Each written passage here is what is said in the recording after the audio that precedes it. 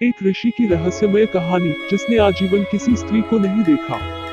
ऋषिशृंग ऋषि की कहानी। ऋषिशृंग ऋषि की कहानी। भारत में ऋषि मुनियों को बहुत ही आदर सम्मान से देखा जाता है। हमारे देश में ऋषि मुनियों को लेकर बहुत ही चमत्कारिक रहस्य रहे हैं जिन्हें कई सदियों से लोग मानते आ रहे हैं। आज हम एक ऐसे ही ऋषि की बात करने वाले हैं जिनकी कहानी अपने आप में बेहद रहस्यमय है।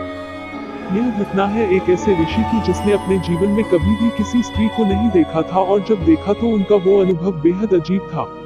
यह कहानी है ऋषिशृंग की जिन्होंने अपने जीवन काल में लिंगभेद जैसी कोई भी चीज महसूस नहीं की। कौन थे ऋषिशृंग? ऋषिशृंग विभांडक ऋषि के पुत्र और कश्यप ऋषि के पौत्र थे।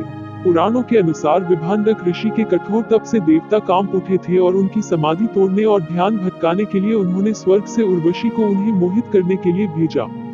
उर्वशी के आकर्षक स्वरूप की वजह से विभांडक ऋषि की तपस्या टूट गई। दोनों के संसर्ग से ऋषिशृंग का जन्म हुआ।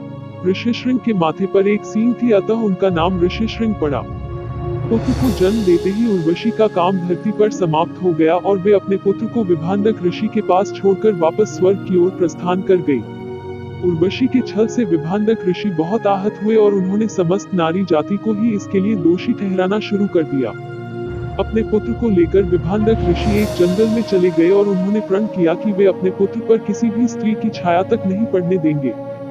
जिस जंगल में वो तप करने गए थे वह जंगल अंगदेश की सीमा से लगकर था। विभांडक ऋषि के घोर तप और क्रोध का नतीजा था कि अंगदेश में अकाल के बादल छा गए, लोग भूख से बिलखने लगे। ऋषिशृंग को जंगल से बाहर निकालने की योजना। इस समस्या के समाधान के लिए राजा रोमपाद ने अपने मंत्रियों ऋषि मुनियों को बुलाया। ऋषियों ने राजा से कहा कि यह सब विभांडक ऋषि के कोप का परिणाम है। अगर वह किसी भी तरह उनके पुत्र ऋषिशृंग को जंगल से बाहर निकालकर अपने नगर में लाने में सक्षम हो जाते हैं तो अकाल से छुटकारा पाया जा सकता है। दरअसल उन्होंने अपने नगर की सभी देवदासियों को ऋषिशृंग को आकर्षित कर उन्हें जंगल से बाहर निकालकर नगर लाने का काम सौंपा। एक दिन जब ऋषिशृंग जंगल में विचरण के लिए निकले तब उन्होंने एक आश्रम में खूबसूरत देवदासियों को देखा।